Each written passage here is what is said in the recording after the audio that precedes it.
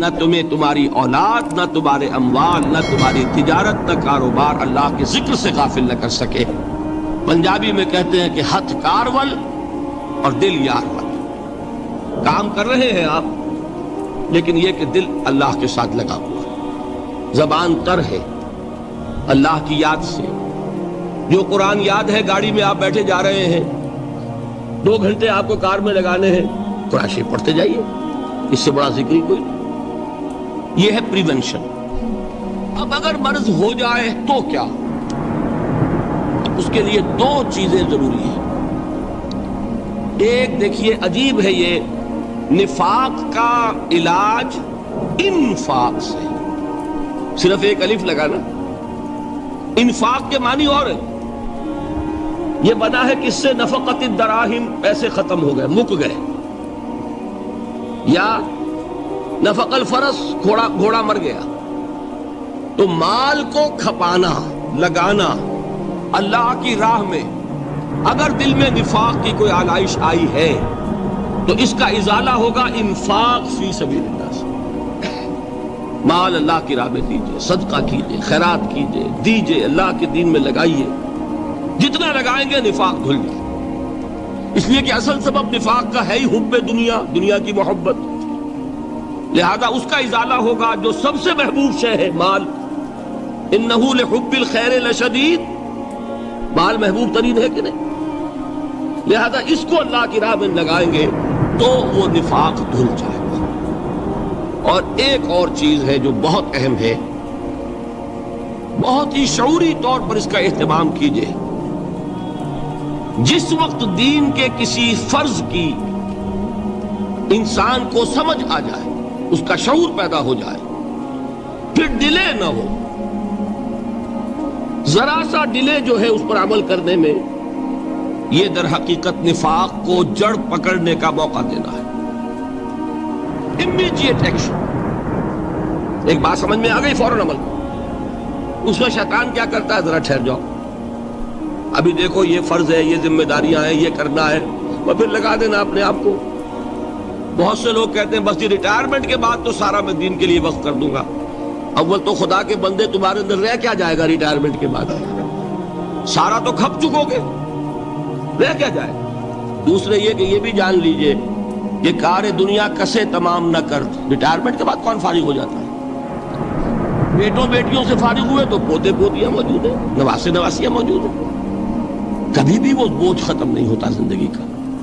وہ تو یہ کہ آج بات سمجھ میں آئی ہے تو آج عمل ہونا چاہیے۔ قرآن مجید میں سورہ انعام میں بڑی شدید وعید آئی ہے، الفاظ ہیں یہ، وَنُقَلِّبُ أَفْئِدَتَهُمْ وَأَبْصَارَهُمْ كَمَا لَمْ يُؤْمِنُوا بِهِ أَوَّلَ مَرَّةٍ۔ انسان پر ایک حقیقت کا انکشاف ہوا کہ یہ بات حق ہے، فوراً تسلیم کرے، کسی مصلحت کی وجہ سے، کسی بزدلی کی وجہ سے، کسی لالچ کی وجہ سے، کسی اپنی سیادت یا قیادت کی وجہ سے۔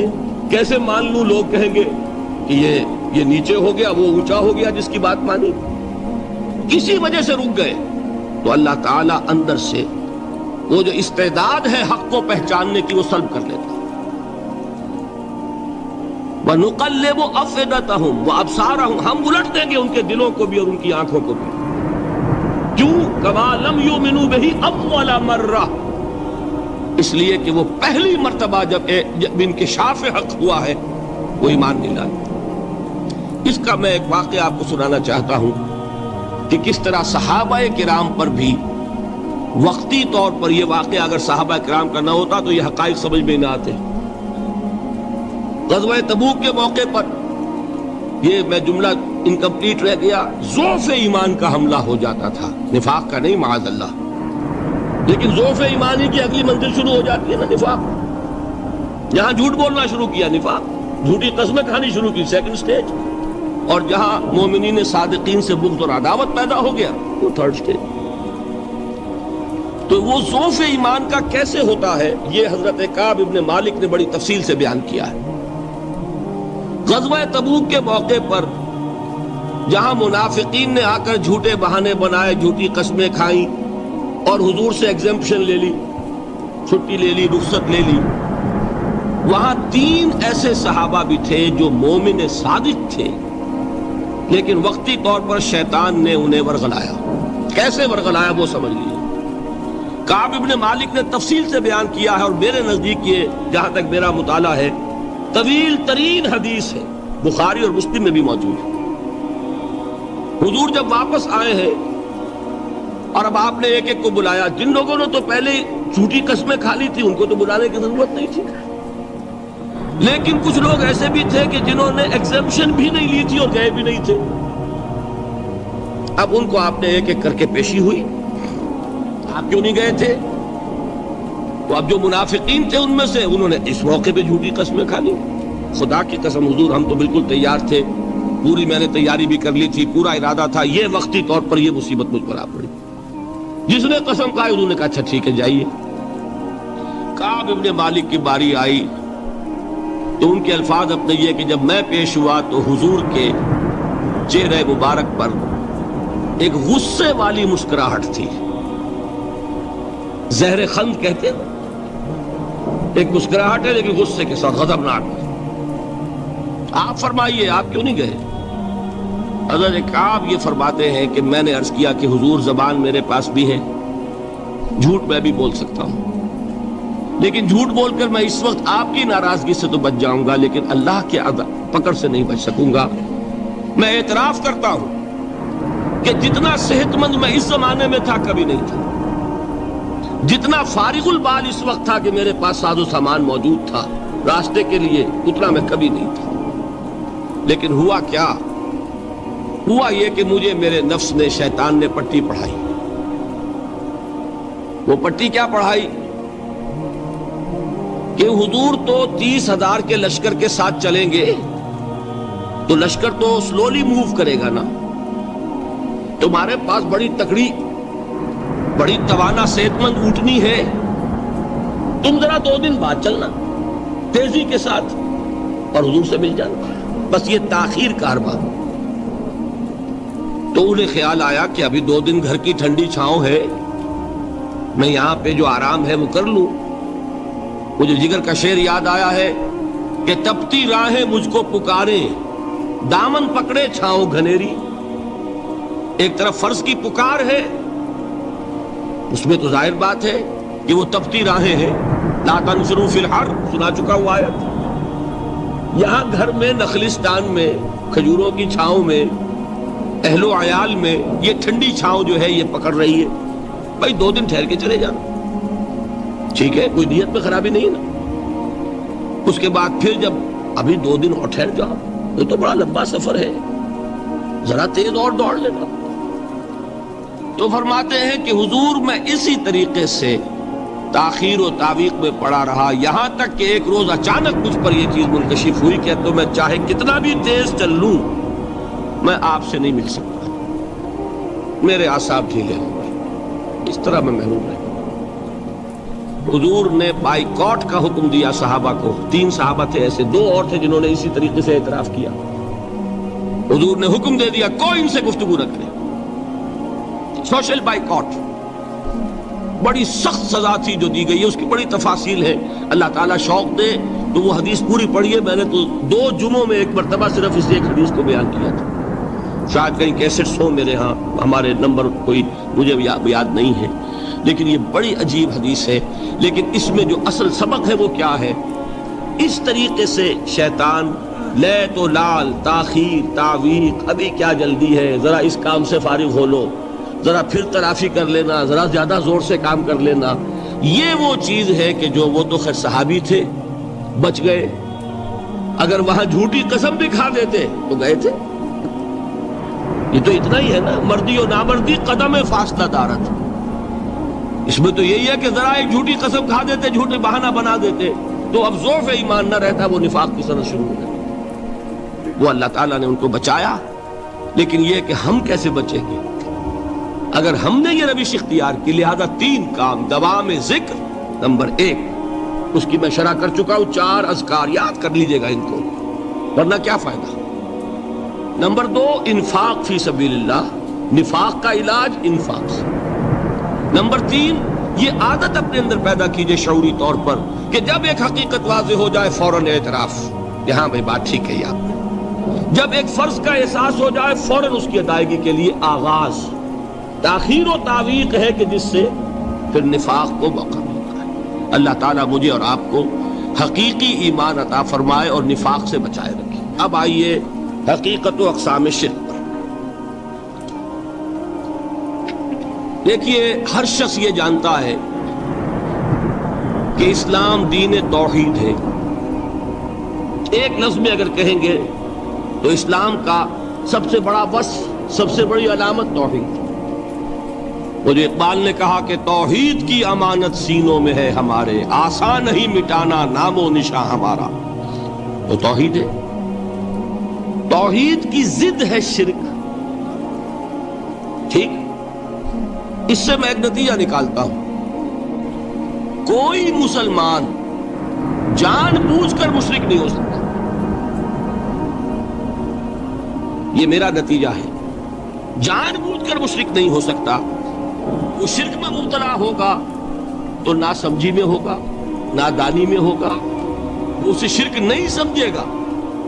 یہ ممکن نہیں ہے کہ کوئی مسلمان ہو، گیا سے گیا مسلمان، گزرا سے گزرا مسلمان، گھٹیا سے گھٹیا مسلمان، لیکن وہ شرک کو شرک سمجھتے ہوئے اس پہ آلودہ ہوتا کیا سمجھ میں نہیں آتا کہ شرک. تو ضرورت بہت ہے کہ ہم یہ پہچانیں کہ یہ شرک ہے کیا. دوسری بات یہ جان لیجئے، ہمارے دین میں ناقابل عفو جرم کون سا ہے؟ 2 مرتبہ بیان فرمایا گیا سورہ نساء میں صرف. ان اللہ لا یغفر ان یشرک بہ ویغفر ما دون ذلک لمن یشاء. اللہ تعالیٰ اسے تو ہرگز نہیں بخشے گا کہ اس کے ساتھ شرک کیا جائے، ہاں اس سے کم تر جس کو چاہے گا معاف فرما دے گا. نوٹ کر دیجئے، اس کی بھی اندر بھی اوپن لائسنس نہیں ہے کہ بقیہ سارے گناہ لازماً معاف کر دے گا. یہ نہیں ہے. اس سے تو آپ میں جرت پیدا ہو جائے گی باقی سب کیے جاؤ. یہ نہیں، جس کو چاہے گا بخش دے گا، لیکن امید ضرور دلا دی کہ شرک سے کم تر کوئی گناہ ہو تو اس کی بخشش کی بغیر توبہ کے. اللہ تعالیٰ نے امید دلائی توبہ سے تو شرک بھی معاف ہو جائے گا. اس سے مراد کیا ہے؟ بغیر توبہ کے. اللہ تعالیٰ نے فرمایا کہ اور گناہوں کے بارے میں تو امید کی جا سکتی ہے لیکن شرک کے بارے میں ہرگز نہیں. اہمیت واضح ہو گئی. مزید نمبر 3، اس شرک کی ہماگیریت کا عالم یہ ہے کہ سورہ یوسف کی آیہ مبارکہ ہے وَمَا يُؤْمِنُ أَكْثَرُهُمْ بِاللَّهِ إِلَّا وَهُمْ مُشْرِكُونَ. انسانوں کی اکثریت کا حال یہ ہے کہ وہ اللہ پر ایمان نہیں رکھتے مگر کسی نہ کسی قسم کے شرک کے ساتھ. یہ یونیورسلٹی ہے اس کی کہ اللہ کو بھی مان رہے ہیں لیکن کسی نوع کا شرک جو ہے وہ بھی لگا رکھا ہے. وَمَا يُؤْمِنُ أَكْثَرُهُمْ بِاللَّهِ. انسانوں کی اکثریت کا حال یہ ہے کہ وہ ایمان نہیں رکھتے اللہ پر الا وہم مشرکون، مگر یہ کہ کوئی نہ کوئی شرک بھی کرتے ہیں. چوتھی بات یہ سمجھیے کہ شرک ہر دور میں بھیس بدل کر آتا ہے. یہ ضروری نہیں ہے کہ شرک کی جو قسمیں آج سے 200 برس پہلے تھی صرف وہی آج بھی رہے. ہو سکتا ہے کہ بالکل نئی شکلیں اس شرک نے اختیار کی. اس سے کیا نتیجہ نکلا کہ اگر اجتہادی بصیرت نہیں ہوگی تو ہو سکتا ہے کہ ایک شخص جو ہمارے سابق علماء نے لکھ دیا کہ یہ چیز شرک، یہ چیز شرک، یہ چیز شرک، یہ چیز شرک، آج سے 500 برس پہلے کا انسان بڑے سے بڑا عالم دین اپنے زمانے کے شرک کو پہچان کر تو لکھ سکتا ہے. اس سے تو آپ بچ رہے ہیں. امام ابن تیمیہ نے اس کو شرک قرار دیا، اس کو شرک قرار دیا، اس کو شرک قرار دیا. کوئی شخص ہے جو اس سے تو بچ گیا. امام صاحب کی دی ہوئی بصیرت سے اس نے ان جو اقسام ہے شرک کی ان کو پہچان لیا، لیکن یہ عین ممکن ہے کہ آج کے شرک کو وہ نہ پہچان رہا ہو. اپنی جگہ وہ سمجھ رہا ہو اپنے آپ کو بہت بڑا موحد، جبکہ اس دور کا جو شرک ہے اس میں ملوث ہو۔ اس کو میں نے کہا ہے کہ اس شرک کے بارے میں بڑی اجتہادی بصیرت کی ضرورت ہے۔ فارسی کا ایک شعر ہے، بڑا پیارا شعر ہے، بہر رنگے کے خواہی جامہ می پوش، من انداز قدت رامی شناسا۔ اپنے محبوب سے کہہ رہا ہے شاعر کہ تم جس طرح کا چاہو لبادہ اوڑھ لو، میں تمہیں تمہارے قد سے پہچان لوں گا۔ کتنا ہی چھپا لو اپنے آپ کو، کیسے ہی لباس بدل لو، بہر رنگے کے خواہی جامہ می پوش، من انداز قدت رامی شناسا، میں تمہارے قد سے تمہیں پہچان۔ یہ اگر بصیرت نہ ہو کہ شرک کو اس کے قد سے پہچان سکیں آپ، اس کے لیے ضرورت ہے اصولوں کی۔ دیکھیے جس طرح الجبرا کے اصول ہوتے ہیں، فارمولہ ہے، فارمولہ ہاتھ میں آ گیا، مسئلے حل کرتے چلے جا رہے ہیں، آپ اپلائی کرنے کی دیر ہے فارمولے کی۔ اگر آپ نے صرف گنتی کر کے کسی زمانے کے شرک وہ تو سمجھ لیے، لیکن وہ بصیرت باطنی حاصل نہیں ہوئی، اجتہادی بصیرت، وہ اصول ہاتھ میں نہیں آئے کہ جس سے آپ پہچان سکیں، تو ہو سکتا ہے کہ اس دور کے شرک کو آپ نہ پہچان سکیں۔ اس کے لیے ضرورت ہے کہ اصل اصول ہاتھ میں آ جائیں تاکہ ان اصولوں کو اپلائی کریں۔ ایک بات مجھ سے اور سن لیجئے، میرا اپنا یہ تاثر ہے،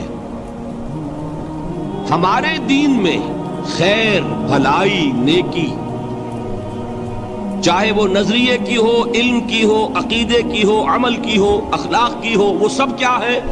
وہ توحید ہی کے شجرہ طیبہ کی شاخیں ہیں۔ اور شر، برائی،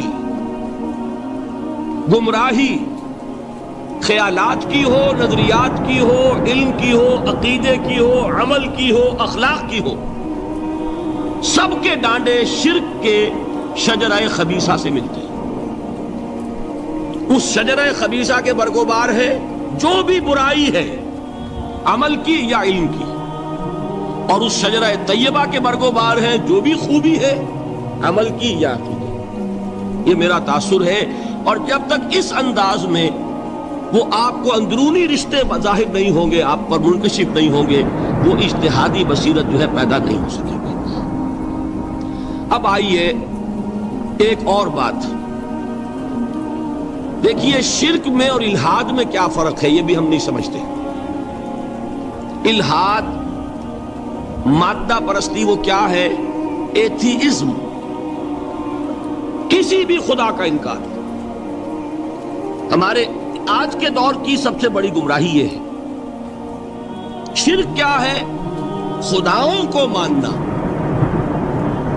یہ کیا ہے؟ تھیزم ہے، لیکن پولی تھیزم ہے۔ توحید کیا ہے؟ مونو تھیزم ہے، ایک خدا کا ماننا۔ لیکن شرک کے اندر ایک اور حقیقت کو پہچان لیجئے، شرک میں ہمیشہ ٹاپ پر ایک خدا کو مانتے ہیں، باقی سارے خدا نیچے ہوتے ہیں، اوپر جا کر وہ توحید ہوگی ہمیشہ۔ کوئی مشرکانہ نظام ایسا نہیں ہے جو ٹاپ پر جا کر توحید نہ بن جائے۔ دیکھیے ہندو دیویاں، دیوتا بے شمار، لیکن مہادیو وہ بھی کیا دو ہیں؟ مہادیو وہ تو ایک ہے۔ انگریزی میں گاڈز، گاڈیسز، لیکن وہ چھوٹے جی سے لکھے جائیں گے، چھوٹے جی سے لکھے جانے والے gods and goddesses. Roman mythology ہو، گریک مائتھولوجی ہو، ان دیویوں دیوتاؤں کے نام ہی آپ نے یاد کر سکتے ہیں، لیکن گاڈ بڑے جی سے وہ ایک ہے کہ نہیں؟ ٹاپ پر جو ہے وہ ایک ہے، اس کو وہ بھی مانتے ہیں کہ اومنی پوٹنٹ، اومنیشنٹ، اومنی پریزنٹ، علی کل شیء قدیر، بکل شیء علیم، ہر جگہ موجود، وہ تو ایک ہی ہے، وہ تو کیپٹل جی سے لکھا جائے گا۔ باقی اس کے نیچے فوج ہے دیویوں کی، دیوتاؤں کی، خداؤں کی اور خدانیوں کی، وہ گاڈز اینڈ گاڈیسز ہیں۔ عرب میں کیا تھا؟ میں نے پہلے آپ کو وہ دو مثالیں دے دی ہیں، تیسری اور ایران کی لے لیجئے۔ خیر کا خدا اور شر کا خدا اور، ایک یزداں ایک اہرمن، ٹھیک سنویت ہو گئی نا، دو خداؤں کو مانا، لیکن وہی ہے جو خدائے خدائے گاں، خداؤں کا خدا، اس کو ایک ہی مانتے ہیں۔ یہی معاملہ عرب میں تھا، اللہ وہ ایک ہی تھا ان کے ہاں۔ قرآن میں آتا ہے ان سے پوچھئے وَلَئِن سَأَلْتَهُم مَّنْ خَلَقَ السَّمَاوَاتِ وَالْأَرْضَ لَيَقُولُنَّ اللَّهُ، جب ان سے کہا جاتا ہے کہ کس نے پیدا کیا آسمان اور زمین کو، یہ فوراً کہیں گے اللہ۔ وَأَنَّىٰ يُؤْفَكُونَ، تو یہ ماننے کے بعد کدھر جا رہے ہیں؟ وہ کیا کہتے تھے کہ وہ بڑا اللہ تو ایک ہی ہے، لیکن چھوٹے آلہہ ہیں۔ آلہہ اور اللہ میں وہی فرق ہے جو کیپٹل جی کا گاڈ اور چھوٹے جی سے گاڈز اینڈ گاڈیسز، وہی فرق ہے کہ جو مہادیو اور دیویوں اور دیوتاؤں میں ہے، وہی وہاں تھا۔ اللہ وہ ایک اور سپریم، سب سے بالا تر، اس سے اوپر کوئی نہیں، تخلیق میں اس کا کوئی ساجی نہیں، لیکن اس نے کچھ آلہہ ہیں جنہیں کچھ اختیارات تقسیم کیے ہوئے، کچھ اس کے لاڈلی ہستیاں ہیں جو سفارش کر سکتی ہیں۔ بس یہ شرک تھا مشرکین مکہ۔ بات سمجھ رہے ہیں؟ اس کا جائزہ لیں گے تو آپ کو، اور جو آج شرک کی اقسام میں بیان کروں گا اس کو ہاتھ میں لیں گے تو کسی موحد کا تلاش کرنا مشکل ہو جائے گا۔ ڈھونڈ اب ان کو چراغ رخ زیبا لے کر، آج جن کا نام مسلمان ہے ان کی اکثریت کسی نہ کسی نوع کے شرک میں مبتلا ہے۔ اب آئیے اقسام شرک۔ اقسام شرک میں بھی وہی کیفیت ہے جو نفاق کے بارے میں نے عرض کی تھی کہ ایک تقسیم یہ ہے جو علماء نے کی ہے، ایک ہے عقیدے کا نفاق، ایک ہے عمل کا نفاق۔ اسی طرح ایک ہے عقیدے کا شرک، ایک ہے عمل کا شرک۔ عقیدے میں نہیں ہے، عمل میں ہے۔ ایک تقسیم آپ نے سنی ہوگی شرک جلی، شرک خفی۔ ایک ہے ننگا شرک، کھلم کھلا شرک۔ ایک ہے چھپا ہوا شرک جو نظر نہیں آتا۔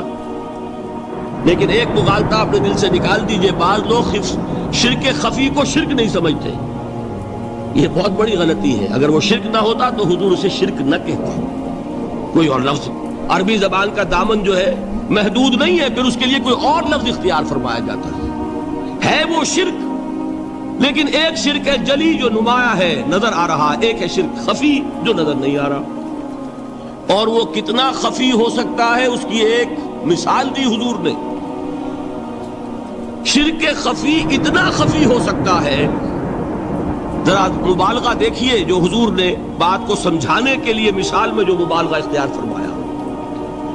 ایک سیاہ اندھیری رات میں ایک سیاہ پتھر پر ایک سیاہ چیونٹی کو رینگتے ہوئے دیکھنا جتنا مشکل ہے، اتنا ہی شرک خفی کا پہچاننا مشکل ہے۔ بتائیے، آپ نے فرمایا انا افصح العرب، میں عرب کا فصیح ترین انسان ہوں، اس سے آگے کوئی مثال دی جا سکتی؟ اندھیری رات، تاریک رات، پتھر سیاہ، چیونٹی سیاہ، کون دیکھ سکتا؟ جتنا اس کو دیکھنا ناممکن ہے اتنا ہی شرک خفی کا پہچاننا مشکل ہے۔ گویا کہ اس سے تو اللہ ہی بچائے گا تو انسان بچے گا۔ ایک آخری بات تمہیداً اور عرض کر دوں، پھر میں چلوں گا اقسام پر۔ میری جو باتیں آپ کے سامنے آئی اس سے ایک منطقی نتیجہ نکلتا ہے، کوئی شخص اگر حقیقتاً شرک سے بچ جائے، واقعتاً شرک سے بچ جائے، ہر قسم سے بچ جائے، اس سے بھی اوپر کوئی انسان ہوگا۔ گویا کہ یہ آخری منزل ہے، یا یوں کہیے کہ جس شخص کے بارے میں اللہ تعالیٰ یہ مان لے کہ میرا یہ بندہ شرک سے بری ہے، اس سے بڑی سند کوئی ہے؟ دی ہائیسٹ ٹیسٹیمونیل، سب سے بڑی سند، سب سے بڑی تعریف جو بندے کی ہو سکتی ہے وہ کیا ہے؟ یہ مشرک نہیں۔ یہی وجہ دیکھیے آپ قرآن مجید میں حضرت ابراہیم کے ذکر میں دیکھیں گے، ابراہیم کا مقام کیا ہے؟ خلیل اللہ، ابو الانبیاء، امام الناس، تین نسبتیں ہیں، تینوں بڑی عظیم۔ اللہ کے ساتھ نسبت کیا ہے؟ خلیل. واتخذ اللہ ابراہیم خلیلا. ابو الانبیاء کتنے نبی ہیں ان کی نسل میں؟ اسحاق اور اسماعیل سے چلیے، پھر یعقوب اور یوسف، اور پھر چلیے موسیٰ اور ہارون، اور پھر چلیے سارے انبیاء بنی اسرائیل کے حضرت عیسیٰ، پھر یہاں تک کہ محمد الرسول اللہ کس کی اولاد ہے؟ ابراہیم کی. ابو الانبیاء. اور نمبر 3 انی جاعلک للناس اماما، امام الناس. اور قرآن میں جو سب سے بڑی سند انہیں دی جاتی ہے وہ کیا؟ وما کان من المشرکین. ابراہیم مشرکین میں سے نہیں تھے. معلوم ہوا کہ یہ سب سے بڑی سند ہے، سب سے بڑا سرٹیفکیٹ ہے، سب سے بڑا ٹیسٹیمونیل ہے جو اللہ کی طرف سے کسی کو مل جائے. میں جو اقسام شرک بیان کرنا چاہتا ہوں تو میری تقسیم ذرا مختلف ہے. اب وہ ذرا اپنے ذہن میں وہ نقشہ بنا لیجئے، آپ بنایا کرتے ہیں ایک، اس کو پھر 3 میں تقسیم کیجئے. شرک کی 3 بڑی بڑی قسمیں ہیں. شرک فی الذات نمبر 1، شرک فی الصفات نمبر 2،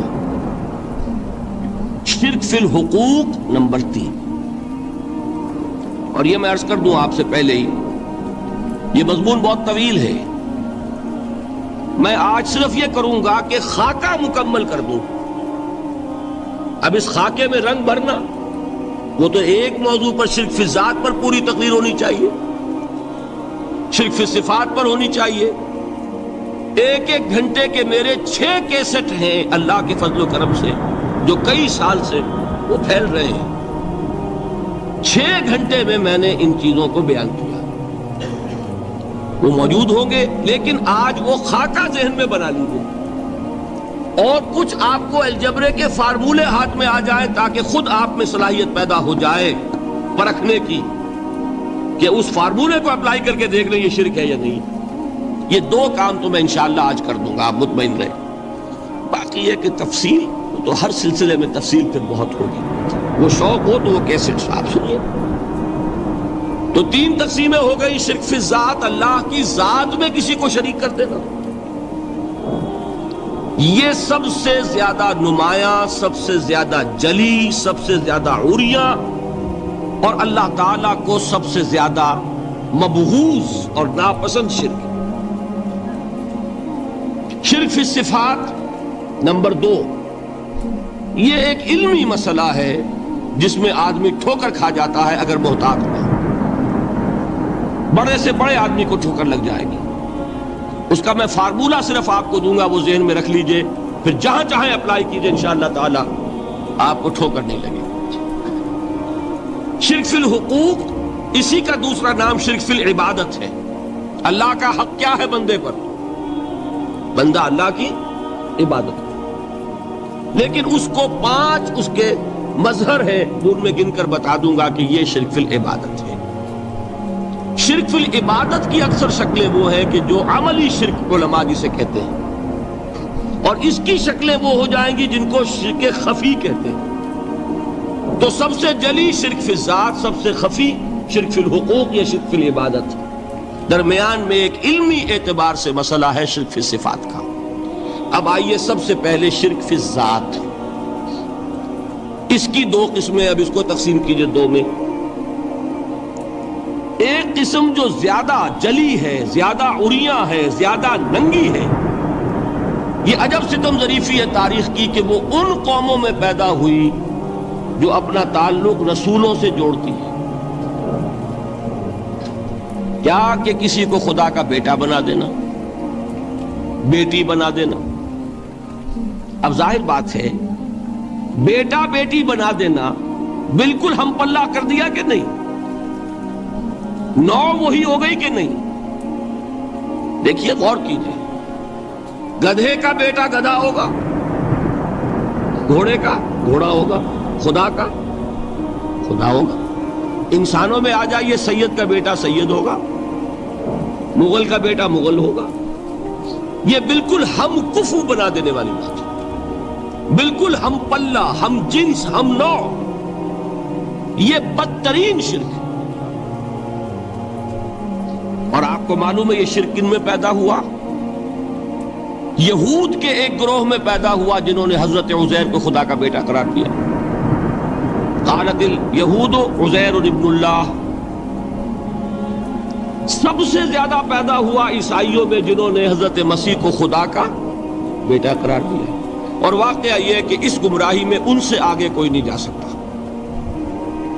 ان بدبختوں نے یہاں تک صراحت کی ہے کہ مسیح خدا کا صلبی بیٹا ہے. اس لیے کہ دو لفظ آتے ہیں، ایک ہوتا ہے ابن، ایک ہے ولد. ان میں ذرا فرق ہے. ابن کا لفظ عربی زبان میں کسی اور سینس میں بھی استعمال ہوتا ہے. ابن السبیل کسے کہتے ہیں؟ مسافر کو. تو کیا وہ مسافر اور کیا وہ رستے کا بیٹا ہوتا ہے، سبیل کا بیٹا؟ ابن الوقت کسے کہتے ہیں؟ اپارچونسٹ. ابن الوقت کوئی اصول نہیں. گنگا گئے تو گنگا رام اور جمنا آئے تو جمنا داس. یہ کیا ہے؟ ابن الوقت. لیکن ابن کے معنی جو ہے وہ بیٹے کے بھی ہے، تو تعویل ہو سکتی ہے. لیکن انہوں نے ولد کہا ہے. ولد کسے کہتے ہیں؟ صلبی بیٹے. یہ بدترین شرک ہے. یہی وجہ ہے کہ قرآن مجید میں آپ دیکھیں گے کہ جتنا غضب اللہ کا ان پر بھڑکا ہے اس عقیدے پر. وَيُنذِرَ الَّذِينَ قَالُوا اتَّخَذَ اللَّهُ وَلَدًا. یہ قرآن نازل ہوا ہے محمد پر صلی اللہ علیہ وسلم تاکہ وہ خبردار کریں انہیں جنہوں نے یہ کہا ہے کہ اللہ نے کسی کو بیٹا بنایا. یہ سورہ کہف میں ہے، اور اگلی سورت سورہ مریم میں تو ایسا غضب اللہ کا ظاہر ہوتا ہے. وَقَالُوا اتَّخَذَ الرَّحْمَنُ وَلَدًا لَقَدْ جِئْتُمْ شَيْئًا إِدًّا تَكَادُ السَّمَاوَاتُ يَتَفَطَّرْنَ مِنْهُ وَتَنشَقُّ الْأَرْضُ وَتَخِرُّ الْجِبَالُ هَدًّا أَن دَعَوْا لِلرَّحْمَنِ وَلَدًا وَمَا يَنبَغِي لِلرَّحْمَنِ أَن يَتَّخِذَ وَلَدًا. انہوں نے کہا کہ رحمان نے کسی کو بیٹا بنایا. تم بہت بڑی گستاخی کی بات کر رہے ہو. تمہاری اس گستاخی کی وجہ سے آسمان پھٹ پڑنے کو ہے، زمین شق ہو جانے کو ہے، اور قریب ہے کہ پہاڑ ایک دھماکے کے ساتھ گر جائیں. کہ انہوں نے خدا کے لیے بیٹا تصنیف کر دیا، حالانکہ اللہ رحمان اس کی شان اس سے بہت بلند و بالا ہے کہ اس کے کوئی بیٹا ہو. اس کی وجہ بھی سمجھ لیجئے کہ بیٹے کی ضرورت کسے ہوتی ہے؟ جو خود فانی ہو. کیوں ہے آپ کو طلب بیٹے کی؟ ہم نہ ہوگے ہمارا نام زندہ رہے گا. یہ ایک ایٹرنل ہونے کی خواہش ہے، انہیرنٹ. نام چلے گا. اسی لیے بیٹی سے آدمی سمجھتا ہے کہ نام نہیں چلتا. یہ طلب جو ہے بیٹے کی کیوں ہے؟ بیٹے سے نسل چلتی ہے. اس کی ضرورت کس کو ہے؟ جو خود فانی ہے. وَمَا يَنبَغِي لِلرَّحْمَنِ أَن يَتَّخِذَ وَلَدًا. جو خود باقی ہے ہمیشہ کے لیے، اس کو کوئی احتیاج نہیں. تو آپ نے بات سمجھ لی. میں بہت مختصر بات کروں گا. اسی طریقے سے حضرت ابراہیم کی نسل سے تھے جو مکے کے لوگ اور عرب کے لوگ، بنی اسماعیل. جو موحد کامل تھا ابراہیم، جس کو اتنی مرتبہ سند ملی وما کان من المشرکین، ان کی نسل میں وہ لوگ تھے جنہوں نے فرشتوں کو خدا کی بیٹیاں بنا دیا. یہ جو ان کی دیویاں تھیں یہ مؤنث، لات، عزا، منات، یہ سب کیا مؤنث نام ہے. انہوں نے یہ کہا کہ فرشتے جو ہیں وہ خدا کی بیٹیاں. اصل میں عقیدہ کیسے ہوتا ہے؟ انہوں نے کہا بڑے لاڈلے ہیں، لاڈلی ہوتی ہے بیٹی بہت زیادہ، تو یہ خدا کی بیٹیاں ہیں. ہوتے ہوتے ان کا یہ عقیدہ ایسا پکا ہوا کہ بجائے استعارے کے اب انہوں نے حقیقت بنا دیا یہ خدا کی بیٹیاں. ان پر قرآن مجید نے کئی جگہ پر ذرا ایک لطیف انداز میں تنزیہ پیرائے میں بھی کہا ہے کہ بھائی تم نے خوب کیا. انہوں نے الاٹ کیا تو بیٹا تو کیا، تم نے اللہ کو الاٹ کی تو بیٹیاں کی جو تمہیں خود پسند نہیں. الکم البنون، تمہارے لیے بیٹے ہوں، وَلَهُ الْبَنَاتُ، اور اس کے لیے بیٹیاں. تو یہ تو ذرا ایک لطیف انداز ہے، تنزیہ پیرایا ہے. لیکن ان تینوں کو اب آپ ایک جگہ کر لیجئے بیٹا بیٹی قرار دینے کا شرک، یہ کیا ہے؟ شرک فی الذات، ہر اعتبار سے اللہ کا مثل بنا دینا، ہم کف بنا دینا، ہم پلہ بنا دینا، ذات میں شریک کر دینا، یہ بدترین شرک ہے۔ یہی وجہ ہے، دیکھیے قرآن مجید کی عظیم ترین سورت کون سی ہے؟ سورہ اخلاص، جو 1/3 قرآن کے مساوی حضور نے قرار دیا، جس کو ثلث قرآن کے مساوی، وہ در حقیقت اسی شرک کی نفی پر ہے۔ قل هو اللہ احد اللہ الصمد لم یلد ولم یولد ولم یکن لہ کفوا احد۔ یہی آیا اس میں سورہ بنی اسرائیل کی آیت آخری میں نے سنائی تھی، وَقُلِ الْحَمْدُ لِلَّهِ الَّذِي لَمْ يَتَّخِذْ وَلَدًا، کہو کہ کل شکر اور کل تعریف اس اللہ کے لیے جس نے کسی کو اپنا بیٹا بیٹی نہیں بنایا۔ ولد دونوں پر جاتا ہے، اولاد جیسے آپ کہتے ہیں، اولاد بیٹا بیٹی شریک ہوتے ہیں، نہ اس کا کوئی بیٹا نہ اس کی کوئی بیٹی، نہ وہ جنا گیا نہ اس نے کوئی جنا۔ ایک قسم تو یہ ہوئی شرک فی الذات کی۔ دوسری قسم کیا ہے؟ یہ ان مذاہب میں ہوئی ہے جو نبیوں اور رسولوں کی طرف نسبت نہیں رکھتے بلکہ فلسفیانہ مذاہب ہیں۔ ہندوستان کے اکثر مذاہب فلسفیانہ ہیں۔ فلسفیانہ مذاہب میں یہ شرک فی الذات کس شکل میں پیدا ہوا؟ 2 شکلیں پیدا ہوئی، ایک ہماؤست اور ایک حلول۔ حلول کیا ہے؟ اللہ نے کسی انسان کے اندر اپنے آپ کو حل کر دیا، انسانی شکل میں وہ خود ظاہر ہو گیا، اوتار کا عقیدہ، انگلش میں گاڈ انکارنیٹ، عیسائیوں میں بھی حضرت مسیح کو گاڈ انکارنیٹ بھی قرار دیا گیا، خود خدا نے یہ شکل اختیار کر لی۔ رام چندر جی ہوں، کرشن جی مہاراج ہوں، یہ کیا ہے؟ یہ اوتار ہیں، اللہ نے ان میں حلول کیا یا اللہ نے ان کی شکل میں ظہور کیا۔ سمجھ میں آگے؟ اور ایک عقیدہ کیا ہے؟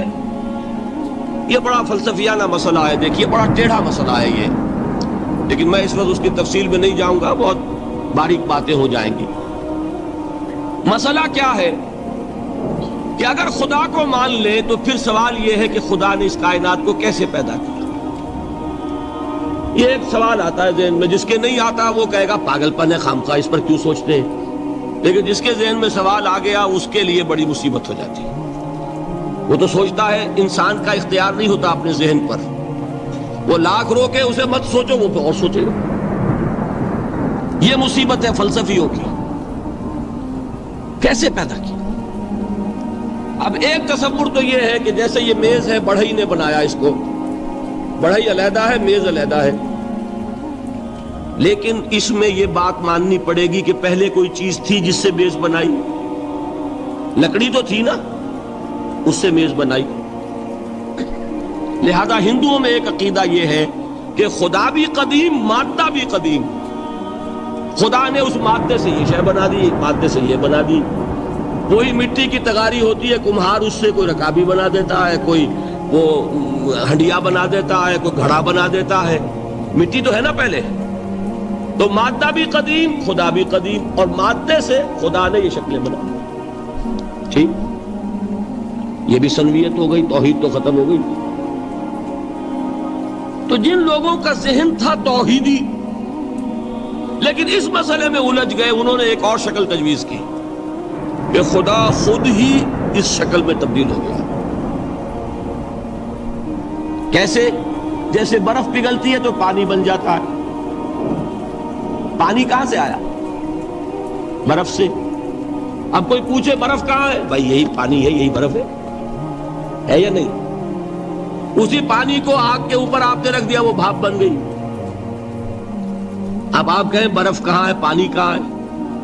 یہی بھاپ جو ہے یہی در حقیقت پانی ہے، یہی بھاپ جو ہے یہی برف ہے۔ یہ ہے وہ ہماؤس پینتھیزم جس کو انگریزی میں کہتے ہیں، کہ خود خدا نے روپ دھار لیا اس کائنات کا۔ یہ 2 فلسفے ہیں۔ کیا ہے یہ؟ بدترین شرک ہے۔ پہلی اگر شکل ہے تو وہ انسان خدا قرار پا گیا، جس کو اوتار مانا وہ خدا ہو گیا کہ نہیں؟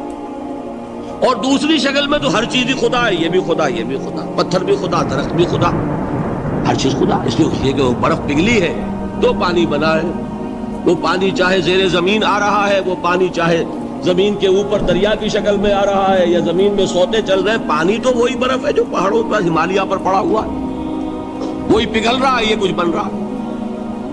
یہ ہے شرک فی الذات کی دوسری قسم جو دنیا میں رہی، پینتھیزم اور انکارنیشن، یا حلول اور ہماؤست۔ سمجھ میں آگے؟ اب میں ایک بات آپ سے عرض کروں گا، اللہ کا اس امت پر بہت بڑا فضل ہے جس کا آپ کو شکر ادا کرنا چاہیے۔ اس نوع کے شرک سے یہ امت 15ویں صدی شروع ہو جانے کے باوجود تاحال بحیثیت مجموعی محفوظ ہے۔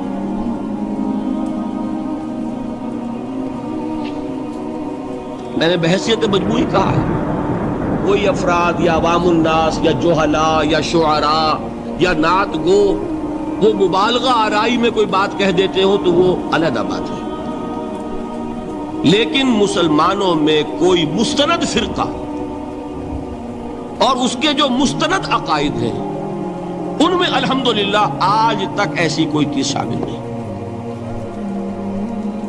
اس کا جب آپ تقابل کریں گے نا، آپ کا کیا خیال ہے عیسائیوں کو حضرت مسیح سے کتنی محبت تھی؟ اس کا تقابل کیجئے جو محبت مسلمانوں کو رہی حضور کے ساتھ۔ عیسائیوں کی محبت عشر عشیر نہیں بنے گی، اس محبت کے باوجود کہ ہمیں 10 گنا 100 گنا 1000 گنا زیادہ محبت ہے حضور کے ساتھ، لیکن دیکھیے کہ انہوں نے خدا کا بیٹا بنا دیا۔ یہاں کسی نے حضور کے بارے میں یہ بات آج تک کہی؟ یہ بہت بڑا کنٹراسٹ ہے نا۔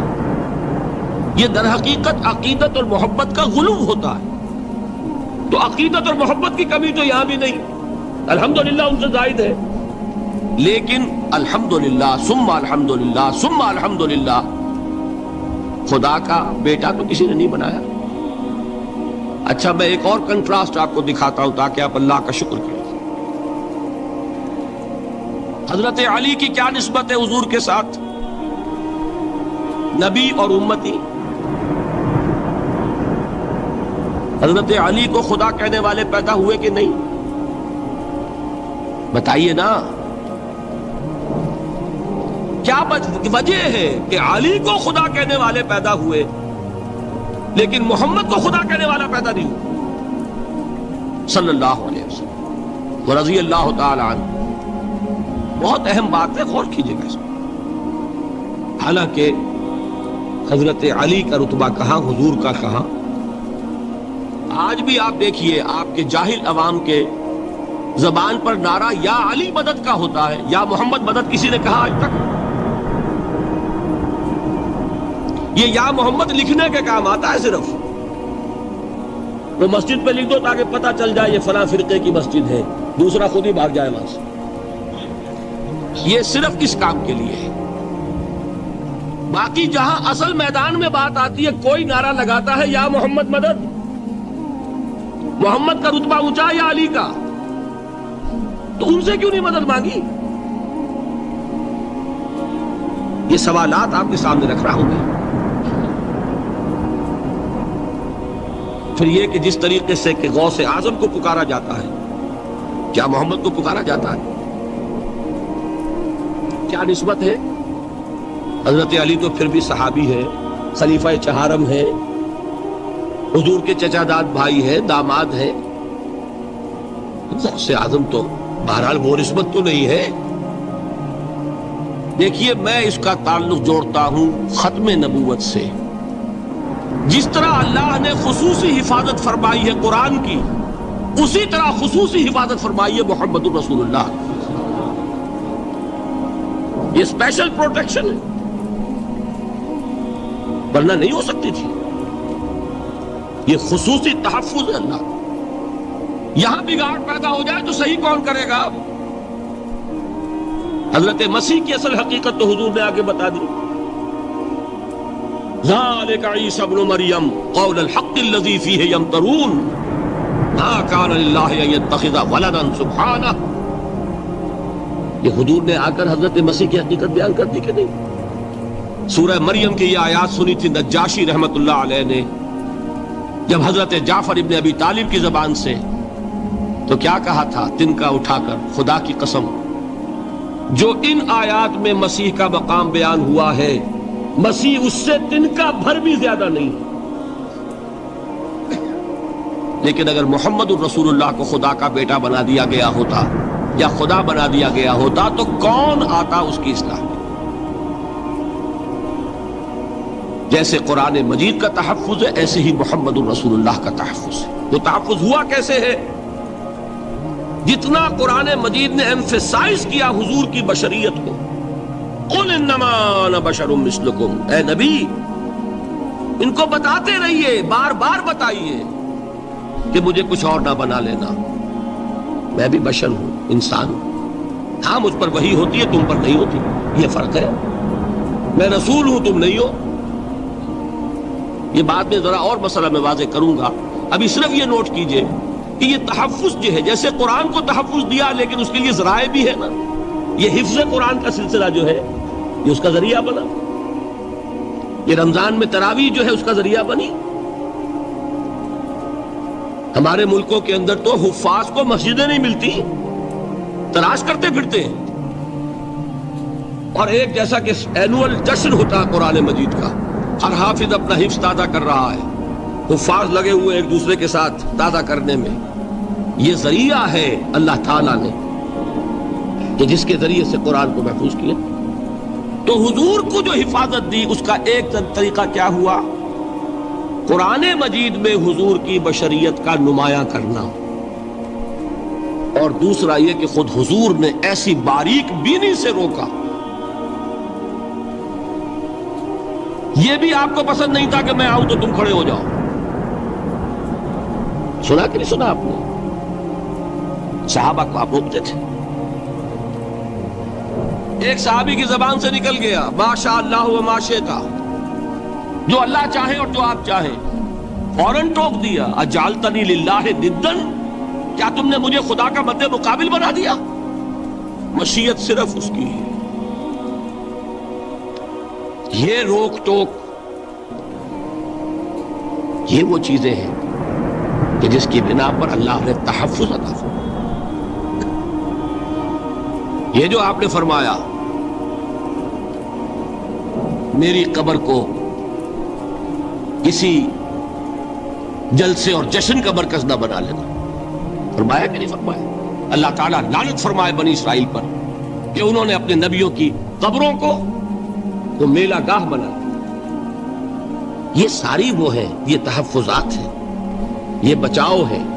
یہ امت کو متنبہ کیا جا رہا ہے کہ محبت اور عقیدت کا غلو جیسے پہلے ہوا، یا اہل الکتاب لا تغلو فی دینکم، اے کتاب والو اپنے دین میں غلو سے کام کرو. یہ غلو محبت، غلو عقیدت ہے جس کی بنا پر وہ خدا کے بیٹے بنا دیے گئے. اور اگر وہ ہوتا یہاں اللہ کا نہ معلوم اللہ کے برابر کس طریقے سے حضور کو بنا دیا جاتا. لیکن قرآن نے خود حضور نے اس کی پیش بندی کی، جس کا ظہور ہم دیکھ رہے ہیں کہ اللہ کے فضل و کرم سے یہ امت تا حال بحیثیت مجموعی محفوظ ہے. البتہ دیکھیے شاعروں کی باتیں اور ہوتی ہیں، اور عوام کی اور واعظوں کی اور نعت گوؤں کی باتیں جو ہے وہ اور ہیں. میں جس چیز کی نفی کر رہا ہوں وہ علماء کی بات ہے. شاعروں کا تو قرآن مجید کے اندر خود ہی بھاڑا پھوڑ دیا اللہ نے.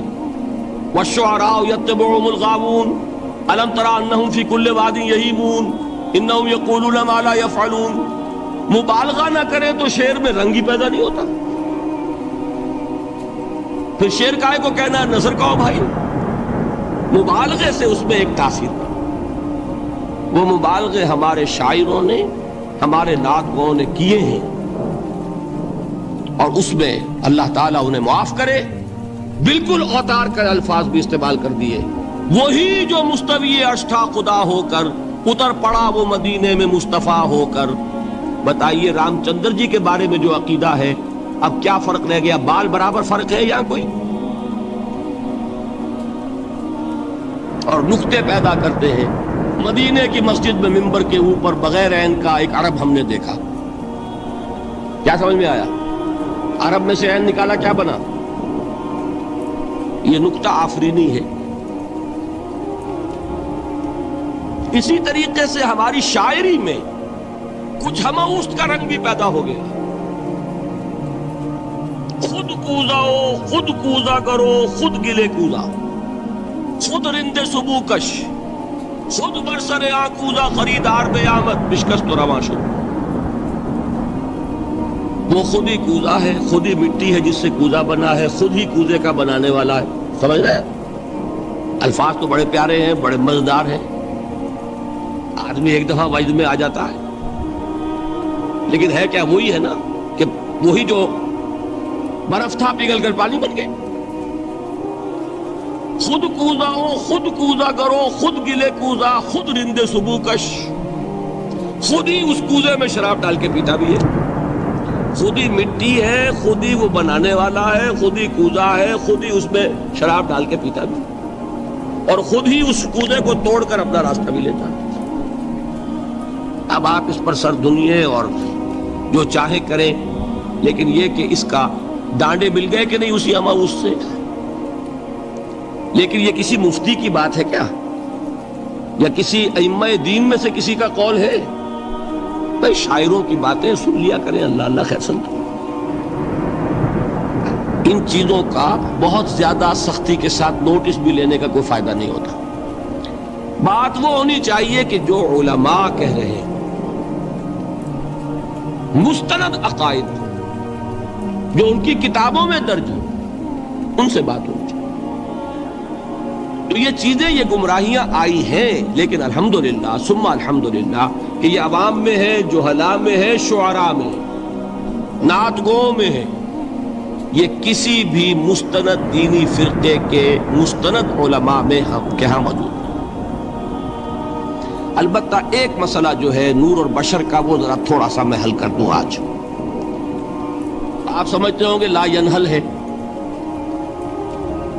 میں نے جس طرح کہا تھا کہ امام بخاری کا قول بھی 100% درست اور امام ابو حنیفہ کا بھی 100% درست ثابت کیا کہ نہیں، اسی طرح میں کہتا ہوں جو حضور کو بشر کہتے ہیں وہ بھی 100% درست، جو حضور کو نور کہتے ہیں وہ بھی 100% درست۔ مطلب کیا ہے؟ دیکھیے ہر انسان کے وجود کے دو حصے میں نے پہلے دن شاید کچھ بیان کیا تھا۔ ایک خاکی وجود، اور اینیمل بینگ جو حیوان ہے ہمارا، ایک وہ روح ربانی جو اس میں پھونکی گئی۔ آدم میں جب وہ روح پھونکی گئی تب وہ مسجود ملائک بنے۔ فَإِذَا سَوَّيْتُهُ وَنَفَخْتُ فِيهِ مِن رُّوحِي فَقَعُوا لَهُ سَاجِدِينَ۔ دو جگہ آئے تھے قرآن مجید میں، ایک شوشے کے فرق کے بغیر، سورہ حجر اور سورہ صاد۔ جب میں اس کو پوری طرح تیار کر لوں اور اس میں اپنی روح میں سے پھونک دوں تو گر پڑنا اس کے سامنے سجدے۔ ہمارا جو خاکی وجود ہے وہ ظلمانی ہے، اور جو ہمارا روحانی وجود ہے وہ نورانی ہے۔ اس کی نسبت کس سے ہے؟ اللہ سے۔